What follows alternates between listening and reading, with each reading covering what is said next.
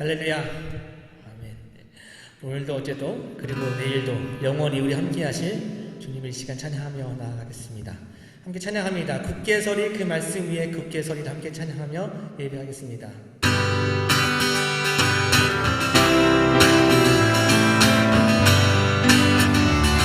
주님 약속하신 말씀 위에 주님 약속하신 말씀 위에서 영원토록 주를 찬송하리라.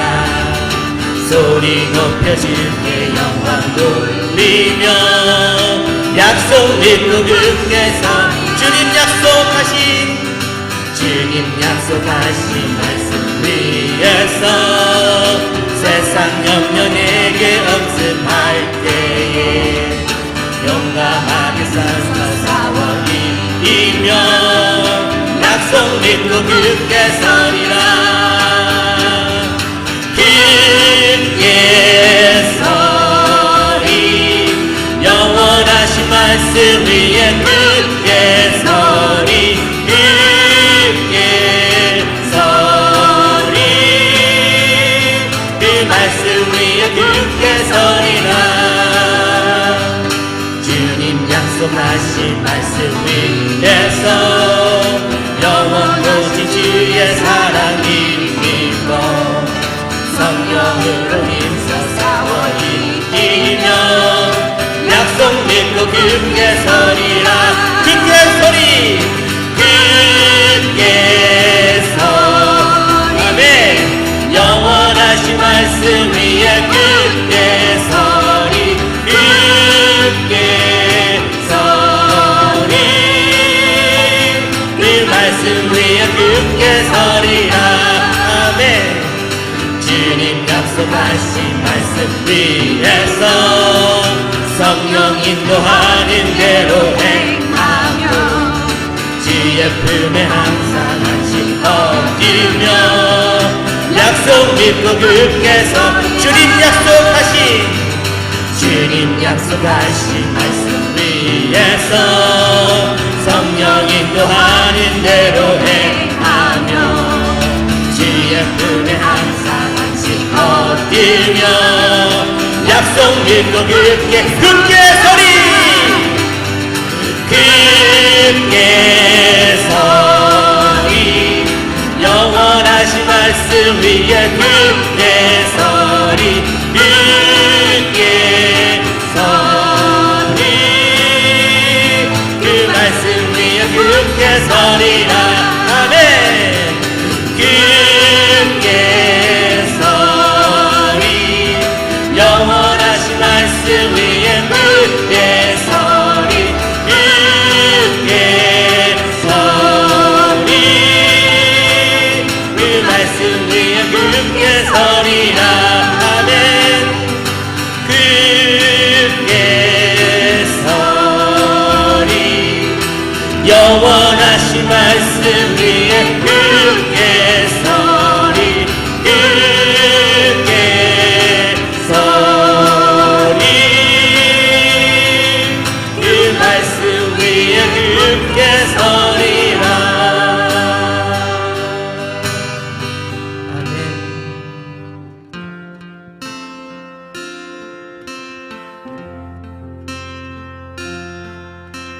마음이 상한 자를 고치시는 주님 하늘의 아버지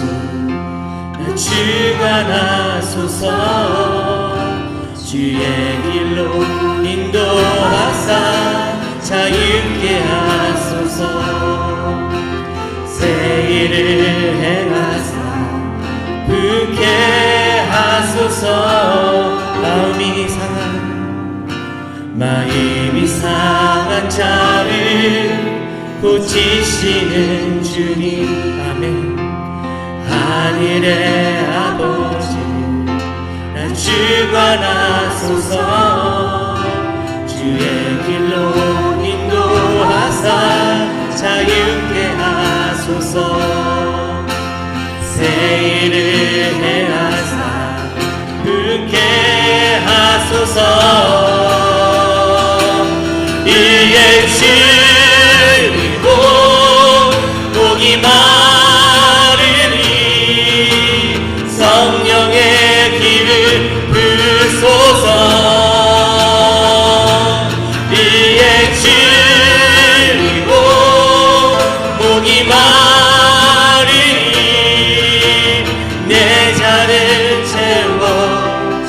주소서. 성령으로 채우사 주 보게 하소서. 주의 임재 속에 은혜 알게 하소서. 주 뜻대로 살아가리 세상 끝날까지. 나를 비추시고 새나 열어주소서. 성령으로 채우사 주 보게 하소서. 주의 임재 속에 은혜 알게 하소서. 주 뜻대로 살아가리 세상 끝날까지. 나를 비추시고 새나 열어주소서. 이에 줄이고 목이 마르니 성령의 길을 부소서. 이에 줄이고 목이 마르니 내 잔을 채워주소서. 위에 줄이고 위에 목이 마르니 목이 마르니 성령의 길을 부소서. 위에 줄이고 목이 마르니 내 잔을 채워주소서. 위에 줄이고 목이 마르니 성령의 길을 부소서. 위에 줄이고 목이 마르니 내 잔을 채워주소서. 위에 줄이고 위에 목이 마르니 목이 마르니 성령의 길을 부소서. 위에 줄이고 목이 마르니 내 잔을 채워. 위에 줄이고 목이 마르니 위에 줄이고 목이 성령의 길을 부소서. 위에 줄이고 목이 마르니 내 잔을 채워주소서. 위에 줄이고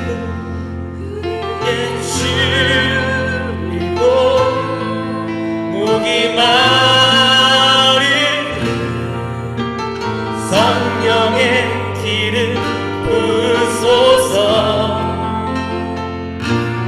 위에 줄이고 목이 마르니 내 잔을 채워주소서. 아멘.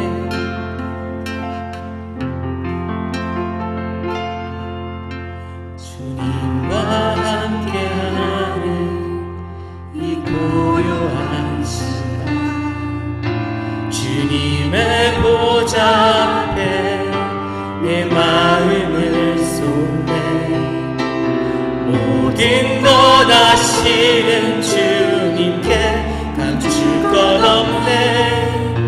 내 맘과 정성 다해 주 바라나이다. 나 염려하지 않아도 내 쓸 것 아시니. 아멘. 나 오직 주의 얼굴 구하게 하소서. 없을 때라도 감사하며 날마다 순종하며 주 따르오리라. 온 맘 다해 사랑합니다. 온 맘 다해 주 알기 원하네. 내 모든 삶 당신 것이니 주만 섬기리. 온 맘 다해.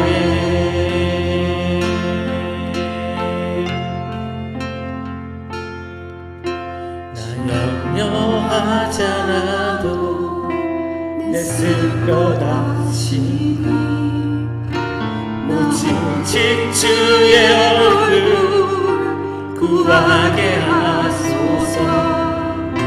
다 이해할 수 없을 때라도 감사하며 날마다 순종하며 주 따르오리라.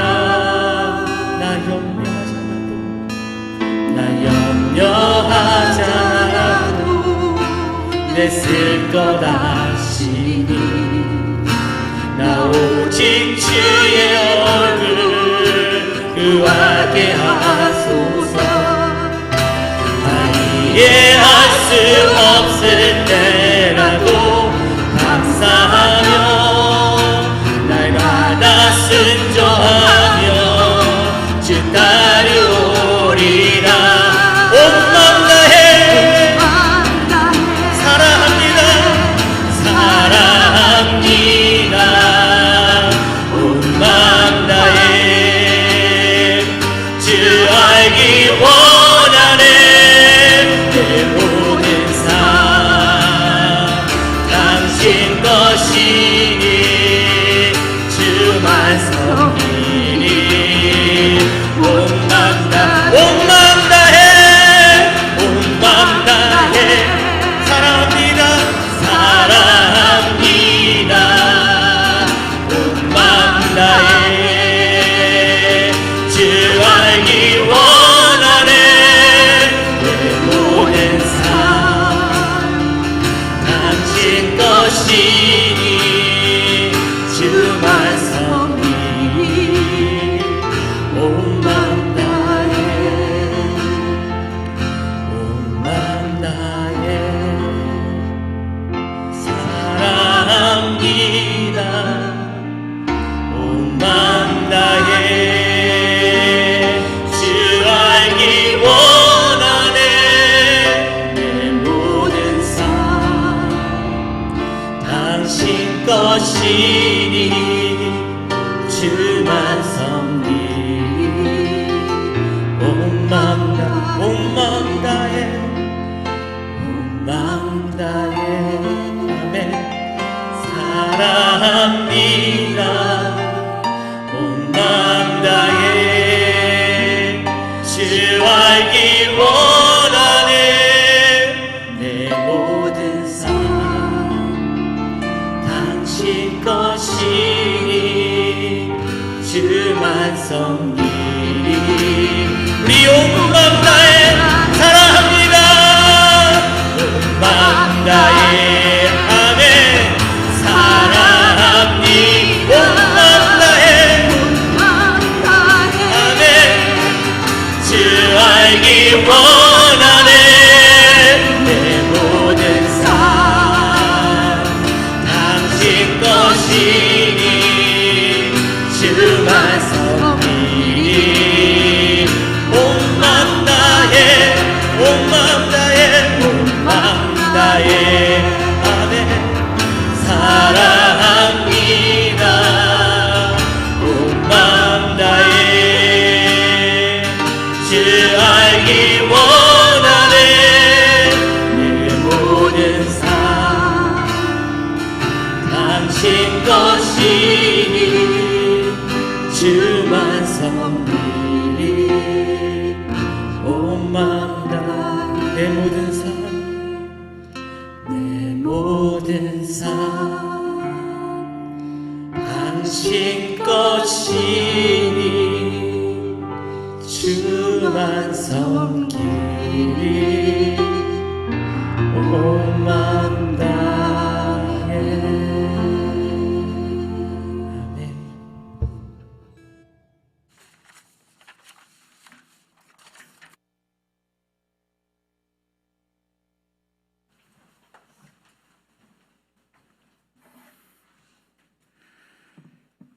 아버지 하나님, 거룩하고 복된 주일에 당신께 찬양과 경배를 드릴 수 있게 해주셔서 감사드립니다. 또 함께 예배를 드릴 수 있게 해주심에 감사드립니다.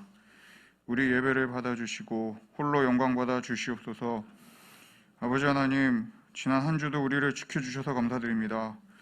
코로나 바이러스로 어려운 시기이지만 우리 모두가 생업을 지속하며 건강하게 하루하루를 살아갈 수 있게 해주셔서 정말 감사드립니다. 이제는 백신도 나오게 되었고 계속 상황이 나아지는 것 같습니다만 우리가 겸손하게 하나님을 계속 찾으며 우리의 힘만으로 된 것이 하나도 없음을 고백드릴 수 있도록 마음을 붙잡아 주시옵소서. 우리를 은혜로 선택해 주시고 제 가운데서도 계속 기회를 주시며 우리 주 예수 그리스도를 계속 닮아가라고 불러주시는 당신의 사랑에 감사드립니다. 예배에 임하기에 앞서서 우리들의 죄들을 다시금 회개하고자 합니다. 우리들의 죄와 탐욕으로 인해 세상이 계속 어두워져 갑니다. 믿는다는 우리들 또한 예배자로서의 삶이 아닌 종교 생활에 더욱 익숙해져서 이 땅 위에서 빛과 소금의 역할을 못하는 저희들의 모습을 고백드립니다. 저희들을 용서해 주시고 우리가 더욱 능동적으로 예수님을 닮아가기 위해 노력하며 예수님께서 주신 사명을 완수해 나갈 수 있도록 도와주시옵소서. 우리 임마누엘 침례교회를 위해서 기도합니다. 우리 공동체 식구들이 각자의 의로움을 내려놓고 진정으로 예수님을 사랑하여서 예수님께서 주인 되시는 공동체가 되게 하여 주시옵소서. 교회를 섬기시는 모든 사역자님들의 영육간에 힘을 주시옵소서. 특히 한충호 목사님, 박상청 목사님, 김산 목사님, 세라 전도사님 등 심우를 하시는 모든 사역자분들의 믿음과 건강 또 가정을 지켜주시옵고 담대하게 예수님을 선포하시며 이 어려운 코로나 시대에도 말씀과 기도와 행동으로 당신께서 예배해 주신 모든 사역들에 참여하고 풍성한 열매들을 맺는데 기여할 수 있도록 도와주시옵소서.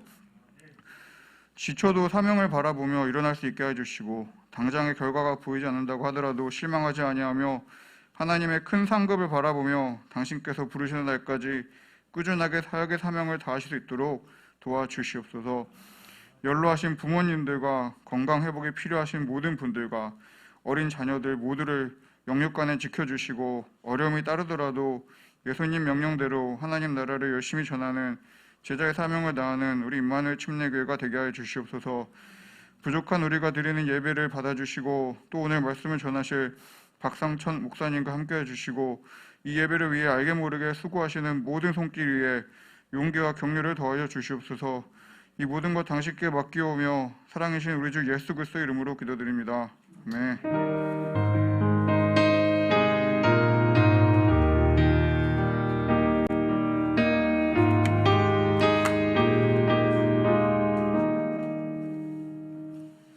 안녕하세요. 네. 오늘은 이렇게 한번 인사해 보실래요? 오늘 정말 잘 오셨습니다. 오늘 정말 잘 오셨습니다. 네. 대박입니다. 네, 오늘 온라인으로 예배 드리신 분들도 스스로에게 이렇게 말씀해 보세요. 나 오늘 정말 잘했네. 이렇게 예배 드린 거 이렇게 인사하시기 바라겠습니다. 여러분, 저희들은 지금 영상과 대면 예배로 드리고 있습니다. 오렌지 경보로 인해서 저희들은 50명까지 이렇게 예배에 참석할 수 있습니다. 실시간 예배는 유튜브에서 임마누엘 침례교회로 들어오시면 됩니다. 한 목사님은 8일날 토요일날 돌아오시고요. 오승환 수지사님 댁은 한국 방문하십니다. 용기도 많으십니다. 이때 한국 가시고 잘 다녀오시기 바랍니다.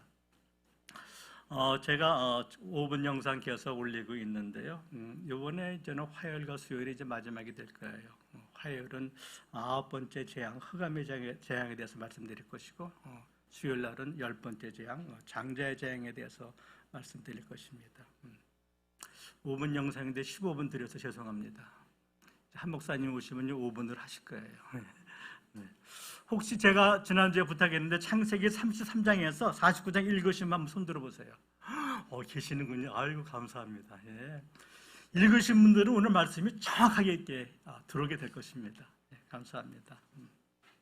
우리가 다음 주일은 어머니 주일로 이렇게 같이 합동 예배를 드릴 것입니다.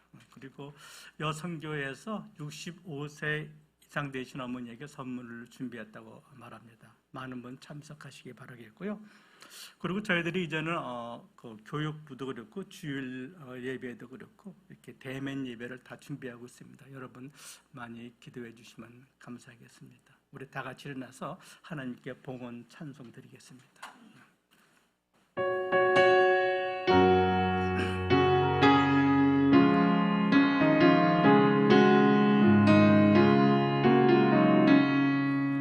사천의 봄바람 불어있고 하나님 아버지 모셨으니 믿음의 반석도 든든하다.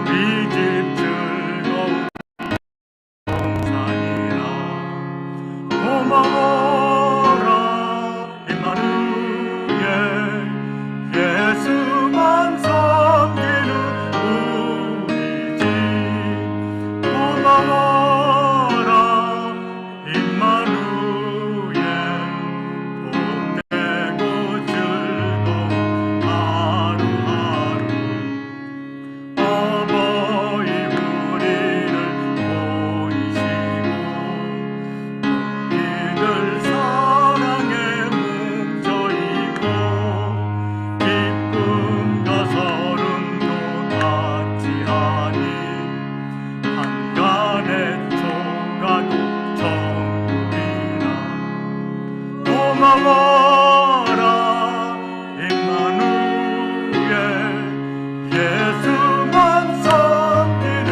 우리 집 고마워라 임마누엘 복되고 즐거운 하루하루 아침과 저녁에 수고하여 다 같이 일하는 온 식구가 한 상에 둘러서 먹고 마셔 너희가 우리의 나누니라 고마워라 임마누엘 예수만 섬기는 우리 집 고마워라 임마누엘 복되고 즐거운 하루하루. 근데 지금 군가 부르고 있어요. 이렇게 하고 불러요. 편안하게 즐겁게 부르시기 바랍니다. 잠시 기도하겠습니다. 5월은 가정의 달입니다. 하나님은 한 남편과 한 아내를 창조하시고 가정을 통해 하나님의 나라를 이루어가시기를 원하십니다. 아버지, 가정의 중요성을 다시 한번 되새기는 이 5월이 되게 하여 주시옵소서. 그렇지만 하나님, 지속되는 이 팬데믹으로 인해 가정마저도 많이 흔들어지고 어려움을 당하고 있습니다. 가정에서 내 자신의 본분을 더욱 잘 지켜서 어려움을 극복하게 하여 주시옵소서. 오늘도 습관적으로 드리는 이 예배가 아니라 감사하기에 행복한 마음으로 드리는 또 손길도 있습니다. 주님, 저들의 손길을 축복하여 주시옵소서. 하나님이 거하시는 곳은 두 곳에 있다고 말합니다. 하나는 천국이고 또 하나는 감사하는 마음이라고 했습니다. 아버지, 감사하는 마음으로 드리는 저들의 마음이 천국 되게 하여 주시옵소서. 아버지, 드리고 싶지만 가진 것이 없어서 마음으로만 드립니다. 저들의 마음도 더 큰 천국이 되게 하여 주시옵소서. 저들의 일터와 건강을 축복하며 우리 주 예수 그리스도 이름으로 기도합니다. 아멘. 아멘. 다 앉으시기 바랍니다. 오늘 하나님의 말씀은 창세기 35장 1절 말씀입니다. 우리 다 같이 읽겠습니다. 1절 다 같이 읽겠습니다. 시작. 하나님이 야곱에게 이르시되 일어나 베델로 올라가라. 거기에 거주하며 내가 내 형 에서의 낯을 피하여 도망하던 때에 내게 나타났던 하나님께 거기서 제단을 쌓아라 하신지라. 네. 제목은 뭡니까? 네, 다시 어떻게? 제가 이걸 보고 제목을 지은 거예요. 다시 시작합니다. 근데 다시 시작하는데 어떻게 시작하는 거야? 무엇을 위해서? 왜 시작해야 되는가? 그것을 생각하면서 제가 오늘 이 말씀을 가지고 여러분들과 말씀을 나누려고 하는 것이죠. 여러분, 모든 사람의 인생 여정에는 크고 작은 전환점들이 다 있습니다. 저는 야곱에게는 약복강 사건이 그 인생의 터닝 포인트였다고 생각합니다. 브니엘의 그 새 아침을 맞이했던 야곱은 이제 변합니다.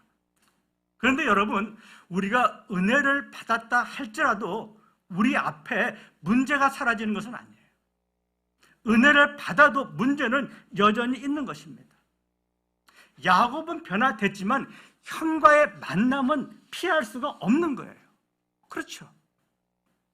야곱이 전에는 형이 400명의 특공대를 데리고 온다 했을 때 그는 어떻게 했습니까? 항상 뒤에 있었습니다.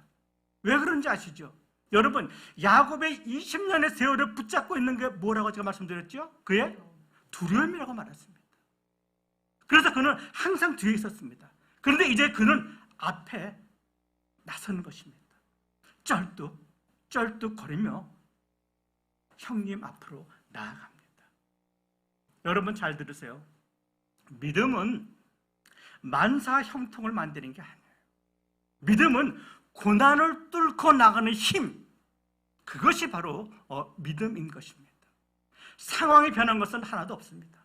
변한 것은 누굽니까? 바로 야곱 혼자 본인뿐이에요. 야곱은 이제 이 형 에서가 자기를 죽이러 달려온다고 생각합니다. 그런데 형이 말에서 내리자마자 이런 일이 벌어지는 것이죠. 4절에 이렇게 말합니다. 에서가 달려와서 어떻게 합니까? 마주 앉고 껴안고 우는 거예요. 그렇죠? 여러분, 여기서 에서의 마음을 바꾼 사람은 누구입니까? 하나님이죠. 그런데 에서보다 먼저 이 하나님의 얼굴을 바꾼 사람은 누구예요? 야곱입니다. 야곱은 브니엘 하나님의 얼굴을 바라보며 그가 바뀐 것입니다. 이것을 우리는 바라봄의 법칙이라고 그래요. 닮고 싶은 사람을 계속 바라보면은 그 사람을 닮는다는 것입니다. 여러분, 시어머니 미워하면은요, 시어머니 닮은 애 나오는 거 아시죠? 네, 그럼요. 네. 하나님 얼굴을 바라보는 사람은 세상의 얼굴을 이긴다는 거예요. 형 에서는 이제 동생 야곱에게 자기가 사는 세일 땅에 가서 같이 살자 이렇게 말해요. 그러자 야곱은 뭐라고 말합니까? 형님 먼저 가십시오. 제가 천천히 뒤쫓아 가겠습니다. 그래서 에서는 세일로 돌아갔다고 성경은 저렇게 말하고 있는 것이죠. 그렇죠? 근데 야곱은 형이 있는 세일로 갔습니까? 아니면 다른 데 갔습니까? 다른 데 가서 어디 갔습니까? 성경 보니까 숫곳으로 갔다고 말하고 있어요. 자, 봅시다. 그러면 이 야곱은 형 에서를 또 속였습니까? 안 속였습니까? 속였죠. 방금 전에 그렇게 울고 불고 난리했는데 또 속이는 거예요. 여러분 착각하지 마세요. 내가 울고 불고 찬송을 부른 후에도 또 속일 수 있다는 것입니다. 더군다나 약복강에서 그 놀라운 은혜를 경험했는데도 불구하고 똑같은 짓을 또 하고 있다는 것입니다. 은혜는 입었지만은 순간적으로 그의 옛 모습이 또 나타나고 있는 것입니다. 하나님은 이런 야곱을 보고 마음이 어떠셨을까?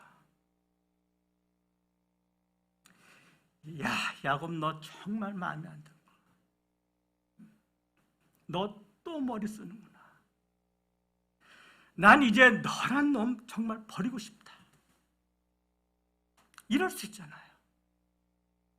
그런데 우리는 이럴 때가 없냐고 물어보는 거예요.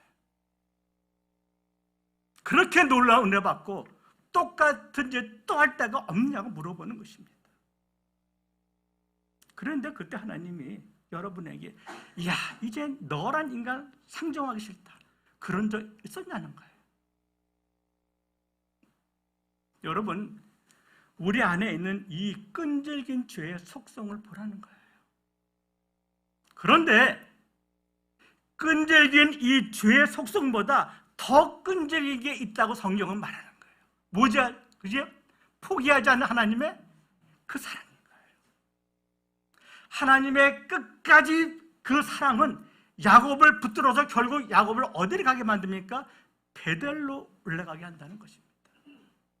여러분, 우리들의 죄보다 주님의 은혜가 항상 더 크다는 것을 믿으시기 바랍니다.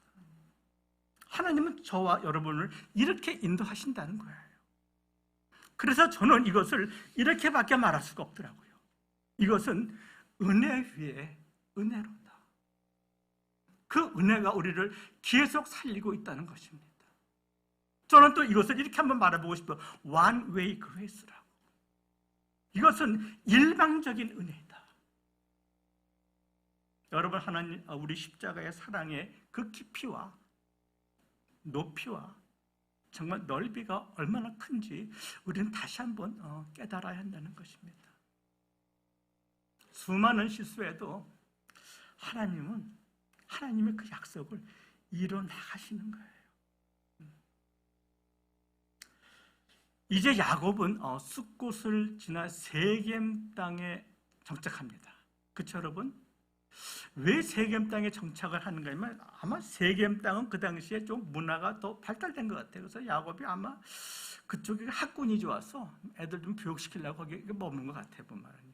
근데 세겜 땅에 정착을 했는데 거기서 아주 살려고 땅을 사는 거예요.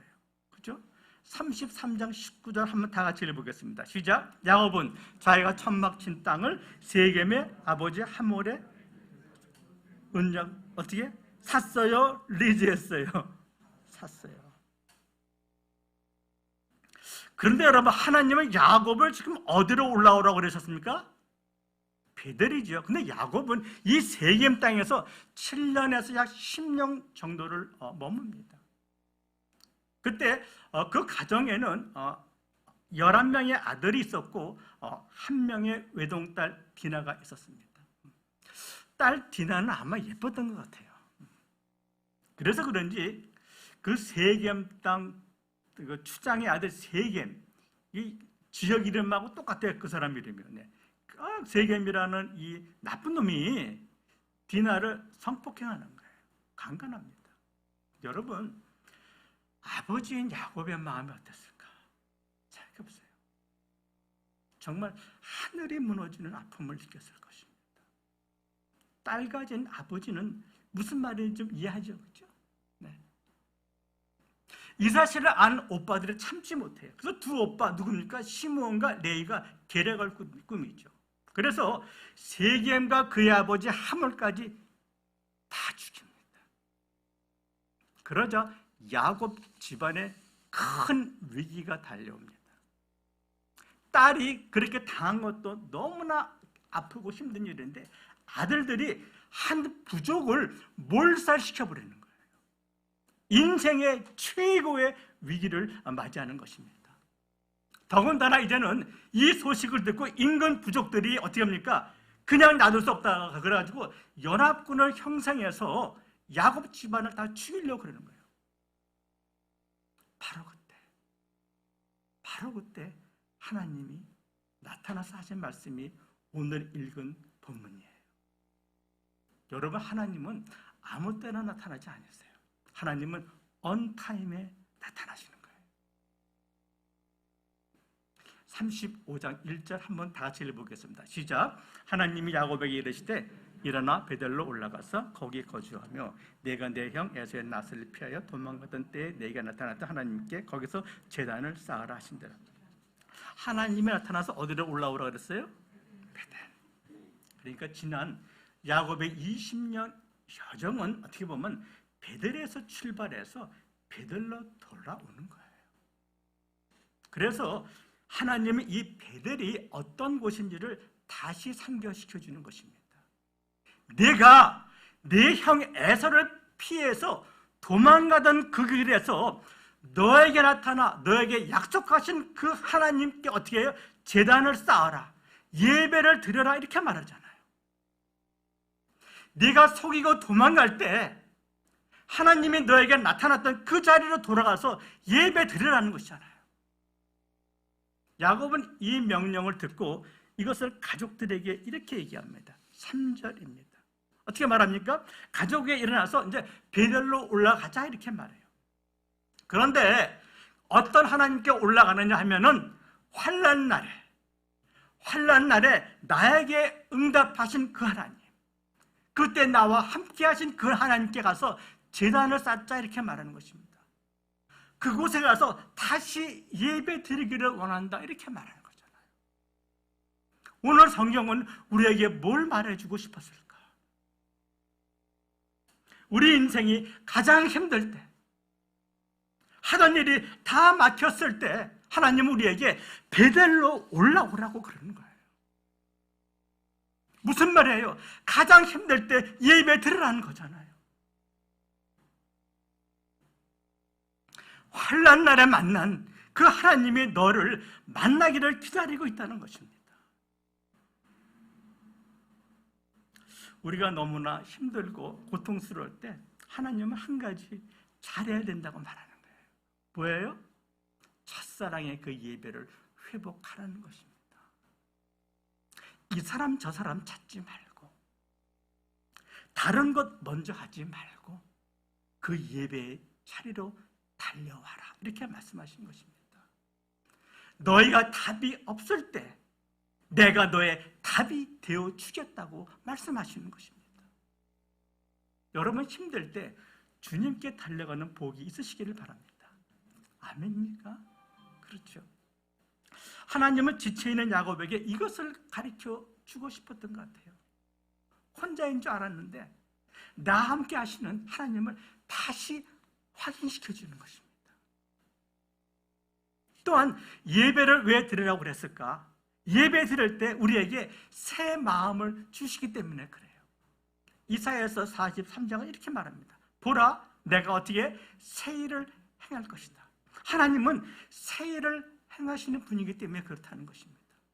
모든 것이 막혔을 때 우리를 위해서 새로운 플랜을 가지고 기다리고 계신다는 거예요. 그래서 히브리서 기자는 이렇게 말씀하십니다. 이 말씀이 여러분의 말씀이 되도록 또 같이 한번 읽어보겠습니다. 히브리서 우리 4장 시작. 때를 따라 돕는 은혜를 얻기 위하여 은혜의 보좌 앞으로 담대히 나아가라. 여러분의 말씀이 되시기를 축원드립니다. 네. 모든 것이 막혔을 때 어떻게 하라고 말합니까? 어떻게 다시 시작하라고 말합니까? 은혜의 보좌 앞으로 나오라는 것입니다. 우리를 향한 새로운 플랜이 있다 이렇게 말씀하시는 거예요. 여러분 찬송가 28장 여러분이 다 아는 찬송이죠. 유명한 찬송입니다. 복의 근원 강림하사. 로빈슨이 1700년대에 지은 찬송입니다. 이 사람은 8살 때 아버지가 세상을 떠나요. 그래서 가정 형편이 너무 어려워지니까 아주 방탕합니다. 살아요. 방탕해졌어요. 그런데 14살 때 이발 기술을 배워요. 그래서 돈을 벌어가지고 18살 때 자기 이발소를 갔습니다. 그런데 이 돈 때문에 이 사람이 더 방탕한 생활을 하는 거예요. 그런데 갑자기 자기가 사는 마을에 부흥회가 열립니다. 강사가 누구냐면 그 유명한 조지 위필드가 온 거예요. 화면 넘겨보세요. 네. 여러분 잘 알잖아요, 이분이요. 화면 한번 넘겨보세요. 네. 그는 부흥사를 골탕 먹일 작정으로 집회에 참석을 합니다. 그런데 그는 말씀을 듣던 중 회개를 해요. 거기서 꼬꾸라 앉아 주님께 울부짖습니다. 그리고 그 은혜가 너무나 감격스러워서 쓴 찬송시가 바로 복의 근원 강림하세요. 여러분 다 아시죠? 찬송가도 한번 띄워보실래요? 복의 근원 강림하사 찬송하게 하소서. 복의 근원 강림하사 찬송하게 하소서. 한량없이 자비하심 증량할 길 없도다. 천사들의 찬송가로 나를 가르치소서. 구속하신 그 사랑을 항상 찬송합니다. 이 찬송시를 쓰고 믿음 생활을 잘 하다가 또다시 영적 방황 속으로 들어가는 거예요. 이제 그러다 어느 날 마차를 타고 여행을 하다가 한 마을을 지나다가 잠깐 쉽니다. 근데 잠깐 쉰 곳이 어디냐면은 바로 예배당 앞에 잠깐 쉬었어요. 그런데 그 예배당에서 찬송이 하나 흘러나오는데 바로 자기가 만든 이 찬송이 흘러나오는 거예요. 복의 근원 강림하사. 그는 거기에서 참을 수 없는 눈물을 억제할 수가 없어. 마차 안에서 엉엉 울기 시작하는 거예요. 그래서 옆에 있는 사람이 왜 그러냐고 묻습니다. 그는 이렇게 말하시죠. 저 찬송은 내가 지은 것인데 내가 저 찬송을 지을 때 그런 평안을 갖고 싶습니다. 그 만났던 주님의 감격을 다시 나도 갖고 싶습니다. 그래서 그는 자기가 처음 만났던 하나님을 처음 만났던 그 교회로 뛰어갑니다. 거기서 회개하고 모든 삶을 정리하고 신학 공부를 해요. 그래서 그는 노포크, 저 지도 보이시죠? 영국의 오른쪽에 있는 곳입니다. 거기 한 지역에 목사로 파송됩니다. 여러분, 어떻게 다시 시작할 수 있습니까?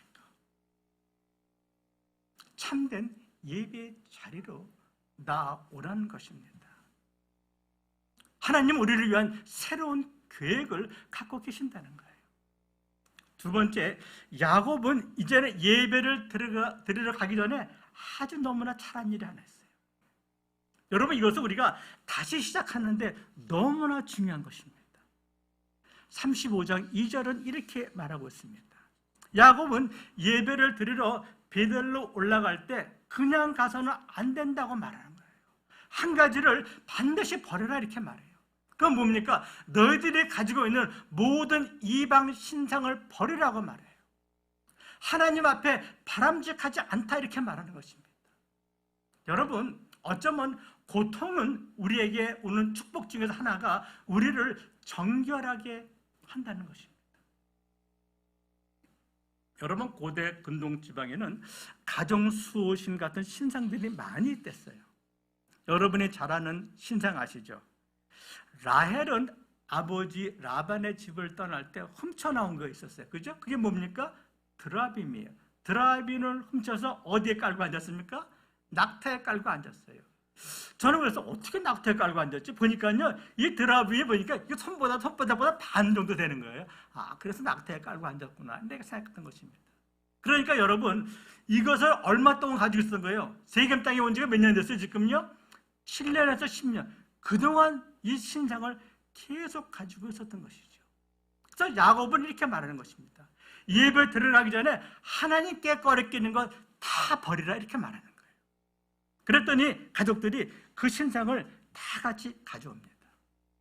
여기 우리 다 같이 한번 읽어보겠습니다. 4절 시작. 그들이 자기 손에 있는 모든 이방 신상들과 자기 귀에 있는 귀걸이들을 야곱에게 주는지라. 야곱이 그것을 베어리드라고 말합니다. 묻었다고 말합니다. 그렇죠? 예배는 무엇이냐? 내가 죽고 예수 그리스도가 사는 거라는 것이죠. 예배 때마다 내가 죽고 예수님의 사는 일이 일어나는 것이 바로 예배라는 것입니다. 야곱이 잘한 것은 그 신상을 땅에 다 묻었다는 거예요. 혹시 여러분 집에도 수십 년 동안 가지고 계신 분, 오늘 예배 후에 반드시 버리시기를 부탁드립니다. 신앙생활은 어쩌면은요, 버리는 여정일 수도 있어요. 근데 우리는 참 못 버려요. 그죠? 진짜 못 버립니다. 우리 일상생활에서도요, 언제 우리가 못 버리는 것을 깨닫냐면은 이사 갈 때 그래요. 그죠? 이사 갈 때 보면 뭐 이렇게 많은지 몰라요. 그죠? 근데 우리가 영적인 이사도 필요하다는 거예요. 다시 시작하려면 버려야 하는 것은 반드시 버려야 한다는 것입니다. 근데 여러분, 저는 궁금했어요. 여기 보니까 귀걸이도 버렸대. 귀걸이 사신 분 있어요? 오늘 여기? 예배 나오는데 귀걸이 왜 차고 나왔어요? 귀걸이 버리려는데. 귀걸이는 왜 버렸어요, 여러분? 에? 귀걸이는 원래 누가 했던 거예요? 종교적으로 무당이 했던 것입니다. 그래서 버리는 거예요. 여러분, 여러분들이 하는, 여자분들은 화장 있잖아요. 화장에도 신학적 의미가 있는 거 아세요? 화장에는 두 가지 의미가 있어요. 첫 번째 화장은 뭐예요? 숨기는 거잖아요. 그래서 화장은 첫째 숨기는 뜻이 있고, 두 번째는 숨겨서 뭘 드러내잖아요. 드러내는 뜻이 있는 거예요. 무엇을 숨기냐? 내 자신을 숨기는 거예요. 이것은 창세기 타락 사건과 관련이 있는 거예요. 그렇다면 무엇을 드러내냐면은 내가 섬기는 신이 좋아하는 그 모습을 드러내는 것이 화장의 신학적 의미예요. 그래서 사실 화장은 종교적 의미에서 시작된 것입니다. 여러분이 하는 화장은 다 죄송하지만 무당의 전승이에요. 뭐 그렇다면 갑자기 줄 필요는 없어요. 그렇지만 제가 크리스찬이 하는 화장법을 가르쳐줄 거예요. 이렇게 하면 돼요. 하나님, 내 얼굴에서 죄를 감추시고 하나님의 형상이 드러나게 해주세요. 이렇게 하면 되는 거예요. 그래서 저도 오늘도 지난주와 똑같이 파운데이션을 바르고 왔잖아요. 어제 그런 마음으로 바르고 온 거예요, 여러분들. 자, 그들이 우상을 다 버리고 난 후에 어떤 일이 일어나는지 한번 봅시다. 그것이 5절입니다. 5절에 한번 다 같이 또 읽어보겠습니다. 시작. 그들이 떠났으나 하나님이 그 사면을 고를 두고 크게 두려워 야곱 아들들이 추격하는 자가 없었더라. 자, 임금 부족들이 연합군을 형성해서 야곱을 죽이러 온다 그랬잖아요. 근데 그들이 어떻게 해요? 두려워해서 추격이 멈춰졌다는 거예요. 마치 출애굽에서 바로의 추격을 막는 하나님의 역사가 여기서 일어나는 거예요. 우상을 내려놓고 정결하게 하나님 앞에 나서자 하나님이 이 거룩한 백성을 지키셨다는 것입니다. 우리가 하나님 앞에 한 걸음을 나아가고자 결단하게 나아가면은 하나님은 천 걸음으로 나에게 달려와서 적의 추적을 막으신다는 거예요. 우리가 하나님 앞에 한 걸음 돌아가기로 결단하는 순간 하나님은 천 걸음으로 달려와서 우리를 안으시는 거예요. 이것이 무슨 얘기예요? 신약에서 탕자 얘기잖아요. 그래서 그들이 오히려 두려워했다고 이렇게 말하는 것이죠. 여러분, 두려워했다는 것은 무슨 뜻이냐면은 하나님이 좋아하지 않는 것을 버리면은 세상 속에서 하나님이 우리에게 영적 권위를 주신다는 거예요. 그래서 그들이 두려워하는 것입니다. 그래서 세상 사람들이 우리를 함부로 대하지 못하는 것입니다. 저는 여러분의 일터에서 하나님이 싫어하는 것을 여러분이 버림으로써 영적 권위가 있는 사람이 되기를 원하는 것입니다. 우리가 다시 시작하려면 하나님이 싫어하는 거 버려야 해요. 버릴 것을 버려야 다시 시작할 수 있다는 것입니다. 그래야 재출발할 수 있는 거예요.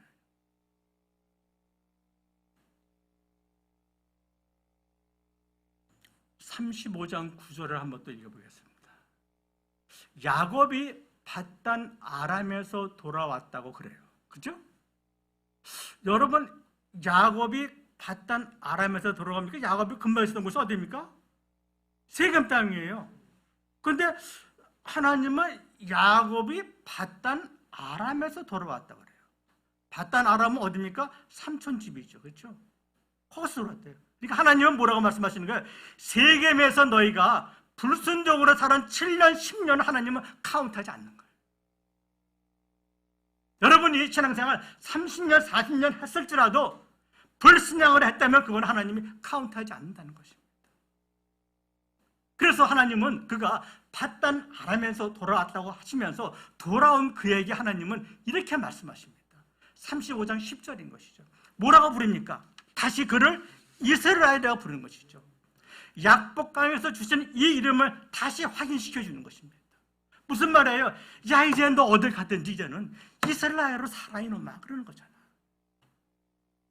옆으로 빠지지 마, 그러잖아요. 이름에 제발 걸맞게 살아, 이렇게 말씀하시는 것입니다. 여러분들도 이 주간은 하나님의 자녀답게 사시기를 축복합니다. 아멘입니까? 그리고 나서 하나님이 놀라운 말씀하시는 거예요. 11절. 또 여기 크게 읽어야 돼. 크게 읽어봅시다. 시작. 하나님이 그에게 이르시되 나는 전능한 하나님이라 생육하며 번성하라. 한 백성과 백성들의 총회가 내 에게서 나오고 왕들이 내 허리에서 나오라. 나는 전능한 하나님이라 생육하고 번성하라. 이 말씀은 아브라함에게 주신 약속이 이제는 이삭을 통해서 너 야곱에게도 성취된다고 하신 말씀이에요. 그죠? 뭐예요? 하나님의 말씀은 반드시 이루어진다고 하신 말씀이죠. 그죠? 그런데 그 다음에 이렇게 말씀하시는 거죠. 한 백성과 백성들의 총회가 너에게서 나온다고 말해요.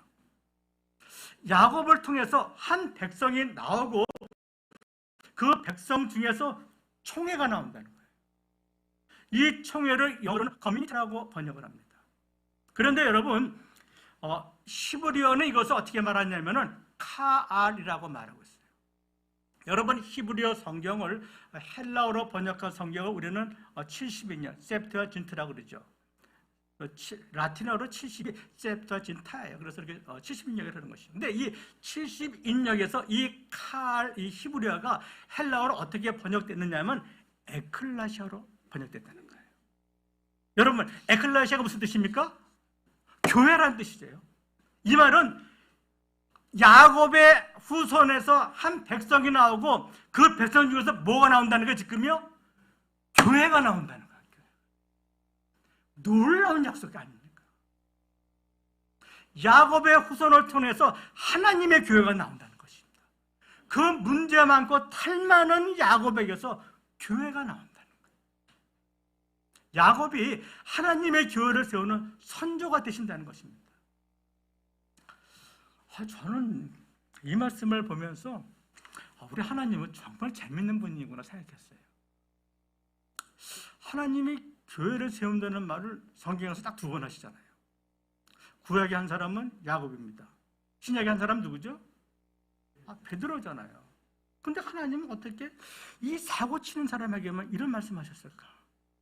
여러분, 하나는 사기꾼, 하나는 또 누굽니까? 배신자예요. 어떻게 하나님은 이런 사람들에게 이 말씀하셨을까? 이 말은 교회는 완전한 사람 위에 세워진다는 것이 아닙니다. 교회는 주는 그리스도요 살아계신 하나님의 아들이십니다. 이런 신앙을 고백하는 사람 위에 교회를 세워지게 하겠다는 것입니다. 여러분, 교회의 머리는 누구시죠? 예수 그리스도 맞습니까? 그러면 머리이신 예수 그리스도가 그 교회를 고쳐 나가시겠다고 하신 말씀이죠. 이 말썽 많고 나쁜 놈 야곱을 하나님은 고쳐서 어디까지 세우십니까? 교회가 나오는 조상까지 만드신다는 거예요. 여기서 끝나지 않습니다. 하나님은 또 하나의 축복을 주십니다. 야곱이 베델을 지나서 에브라스로 갔는데 라헬이 해산합니다. 엄마의 라헬은 그 아들을 베논이라고 부르고 아버지는 베냐민이라고 부르죠. 베논이는 나의 슬픔의 아들이라는 뜻이고 베냐민은 내 오른손의 아들, 내 사랑하는 아들이라는 뜻입니다. 야곱의 12번째 아들 베냐민이 태어납니다. 그런데 안타깝게도 그렇게 사랑하던 아내 라헬은 난산으로 죽게 됩니다. 이렇게 야곱을 통해서 12명의 아들이 나옵니다. 여러분, 12명의 아들이 나온 게 아니에요. 이스라엘을 이루는 12지파의 조상이 되게 하시는 말이잖아요. 여러분, 이것은 굉장히 중요한 사건이에요. 야곱의 12지파 여러분 도표를 지금 보시고 계시는데요. 레아에게서 몇 명 나옵니까? 6명, 실바에게서 2명, 라헬에게서 2명, 비라에게서 2명, 토탈 몇 명? 산수도 못하네 이제. 12명 나와요, 그죠? 네. 하나님은 그 문체 많던 야곱을 12지파의 조상으로 세우시는 것입니다. 여러분, 이 12이라는 숫자는 엄청나게 중요한 숫자예요. 이것이 신약에서는 어떻게 나타납니까? 12사도로 나타납니다. 요한계시록에서도 12란 말이 계속 나오지 않습니까? 여러분, 요한계시록 나오는 24장로는 누굴 말합니까? 구약의 12지파와 신약의 12사도를 합한 수가 24장로를 말하는 거예요. 14만 4천은 무엇입니까? 구약의 12지파 곱하기 신약의 12사도 12 곱하기 12는 무엇입니까? 144. 네, 감사합니다. 거기서 하나님의 완전수 1000을 곱했어요. 그래서 14만 4천이 나오잖아요. 오해하시면 안 돼요. 하나님이 악한 사람이 잘 된다는 얘기를 하는 것이 아니잖아요. 아무리 잘못된 인생을 살았을지라도 하나님의 그 은혜는 그 사람을 반드시 새롭게 하신다는 거예요. 영적 어른이 되게 하신다는 것입니다. 이제 야곱은 35장 이후는 더 이상 교활한 인생을 살지 않습니다.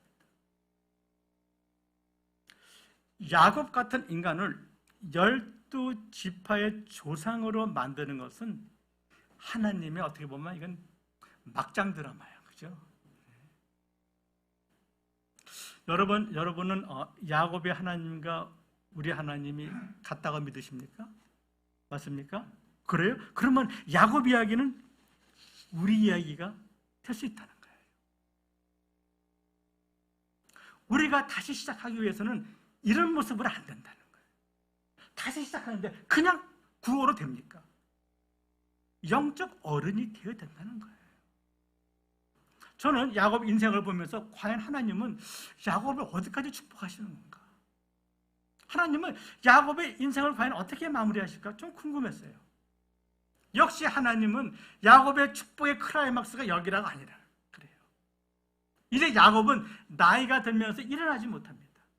침상 머리에 의지해서 하나님께 마지막 예배를 드립니다. 그것이 47장 30절 31절이에요.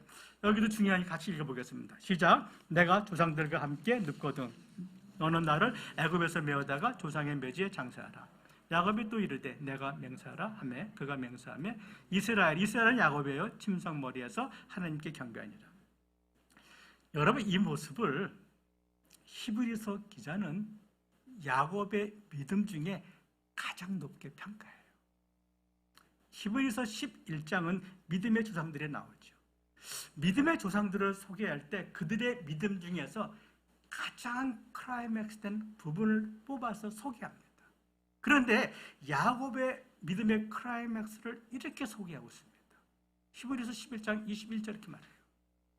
믿음으로 야곱은 죽을 때 요셉의 각 아들들에게 축복하고 그 지팡이 머리에 의지하여 경배했어요. 여기서 지팡이 머리라는 것은 아까 말한 침상머리를 말하는 거예요. 똑같은 말이에요. 그러니까 창세기 47장 31절 말씀을 그대로 같이 말씀하시는 거예요. 마지막 예배 장면을 말하는 것입니다.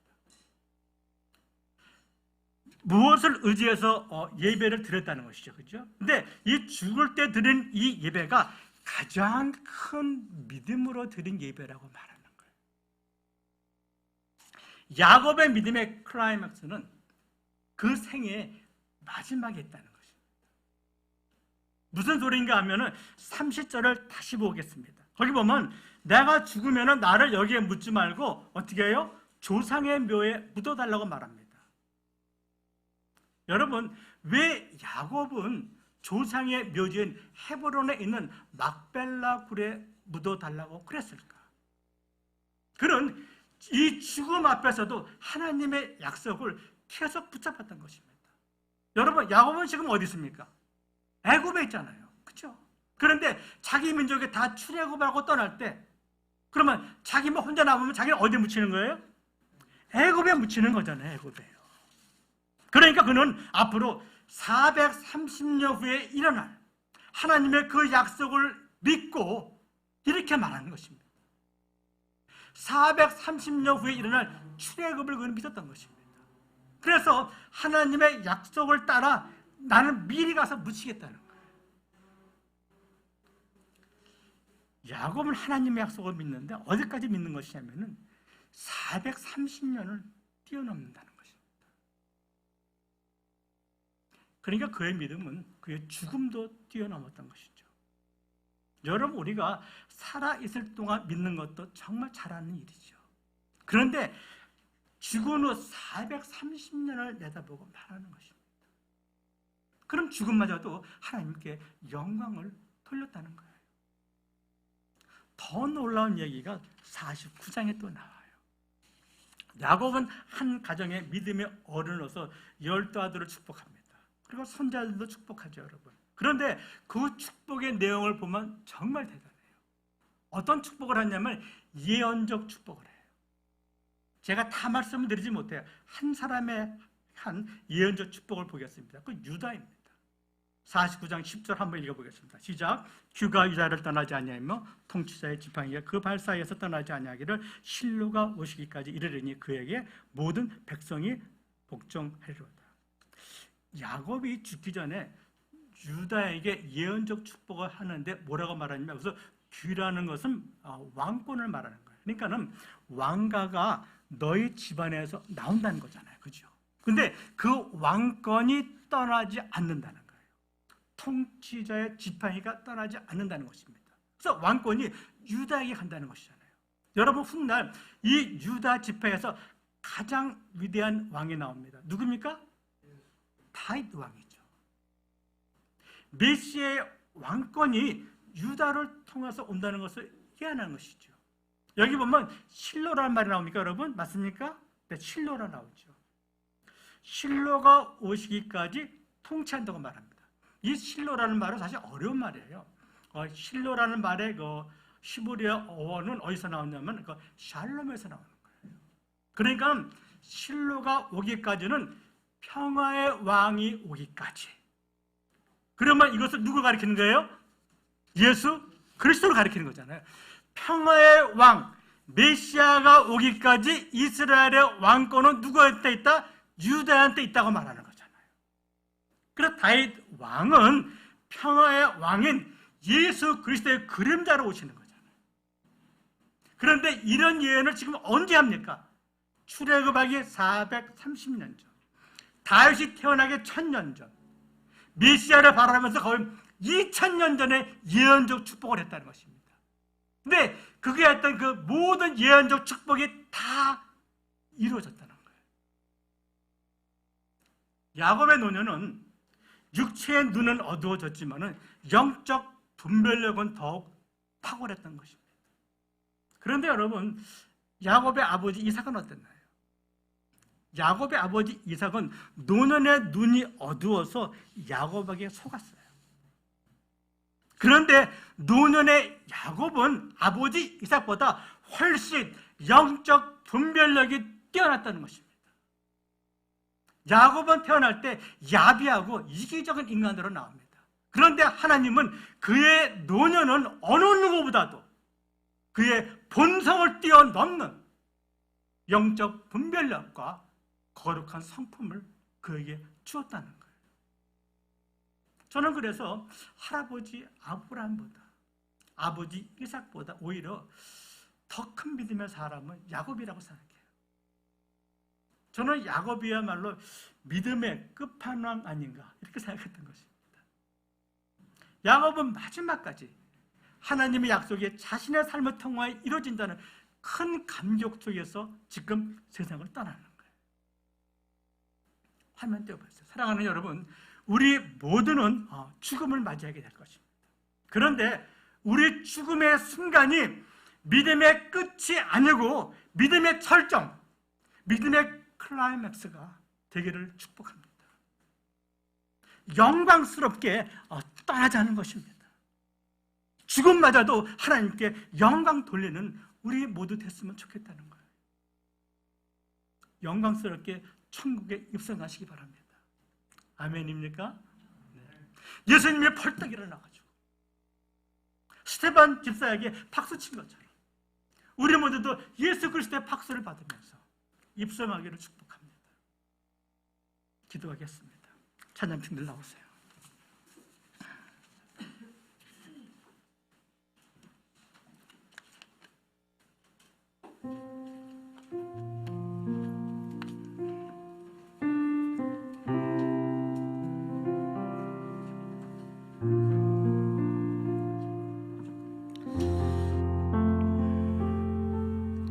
하나님은 야곱이 그렇게 힘들었을 때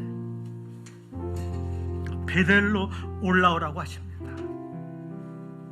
하나님께 예배하라는 것입니다. 하나님께 달려나오라는 것이죠.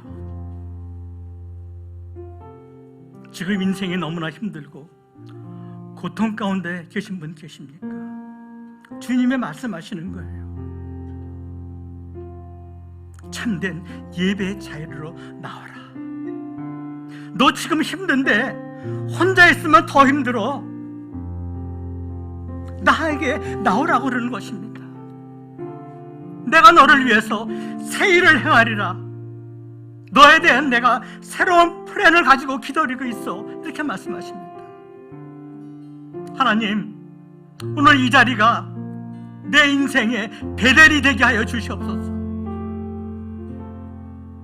하나님, 내가 나올 때 그냥 나오지 않게, 하나님이 기뻐하지 않는 것 다 십자가에 묻고 나아가게 하여 주시옵소서. 나의 악한 생각들, 부정적인 것들, 불평, 원망, 위선, 교만, 거짓, 건방짐, 이 시간 십자가에 묻으시기 바랍니다. 하나님은 수없이 많은 인생의 문제를 가진 야곱을 끝까지 추적하여서 그를 인도하여서 한 가문의 영적 어른으로 세우십니다. 하나님, 우리도 살면서 정말 산전수전 다 겪습니다. 그렇지만 고생만 하고 영적 어른이 못 된다면 그것은 재앙입니다. 영적 어른이 되게 하여 주시옵소서. 이제는 무슨 일이 있어도 저녁이 올 때 하나님을 찬양할 것입니다. 노하기를 더디하시는 하나님께 그 크신 사랑을 찬양할 것입니다. 나의 인생 여정 마칠 때 끝없는 찬양을 드릴 것입니다. 아버지, 저희들이 새 노래를 드리는 이 찬양을 받아주시옵소서. 예수 그리스도 이름으로 기도합니다. 아멘. 사실 이 찬양은요, 제가 저의 장례식 때 부르려고 저는 제 장례식 위해서 말씀을 다 준비해놨습니다. 말씀 구절하고 찬양을. 근데 제가 준비한 찬양 중에서 한 곡을 제가 선택한 거예요. 함께 우리 찬양해 보겠습니다.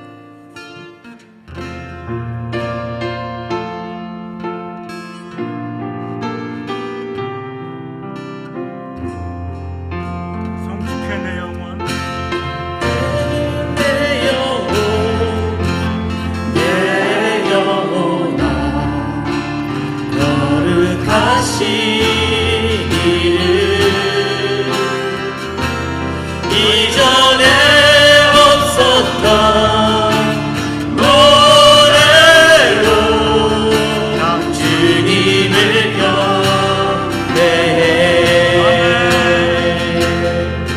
해가 뜨는 새 아침 밝았네. 이제 다시 주님 찬양. 무슨 일이나 어떤 일이 내게 놓여도 저녁이 올 때 나는 노래. 해가 뜨는 새 아침, 해가 뜨는 새 아침 밝았네. 이제 다시 주님 찬양. 무슨 일이나 어떤 일이 내게 놓여도 저녁이 올 때 나는 노래해.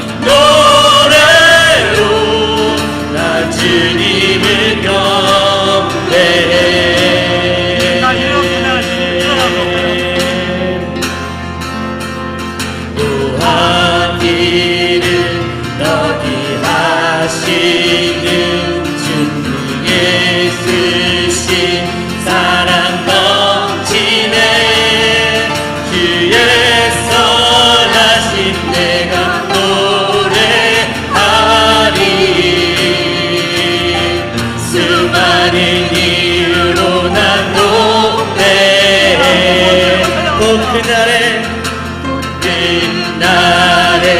나의 힘 다하고 나의 삶의 여정 마칠 때 주 끝없는 찬양 드리리라. 수많은 세월 지나 영원 성축해 내 영혼, 성축해 내 영혼, 내 영혼아 거룩하시기를. 이전에 없었던 노래로 나 주님을 경배해. 성축해 내 영혼, 내 영혼아 거룩하시기를. 이전에 없었던 노래로 나 주님을 경배해. 성축해 성축해 내 영혼, 내 영혼아 거룩하시기를. 이전에 없었던 노래로 나 주님을 경배해. 나 주님을 경배해. 나 주님을 경배해.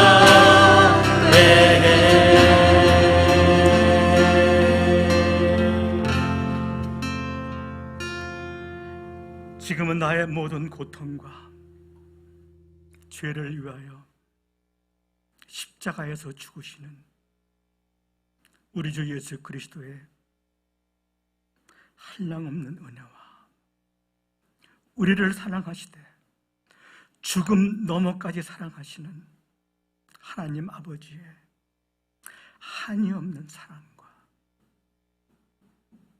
너 혼자 아니야 하시며 오늘도 나와 함께 하시는 성령 하나님의 위로와 내조하심이 이제는 야곱 이야기가 나에게 일어날 수 있음을 믿고 다시 시작하기로 결단한 심령들 위해, 저들의 가정과 자녀들, 일터 위에, 임마누엘 교회 위에 지금으로부터 영원까지 함께 하시기를 축원하옵나이다.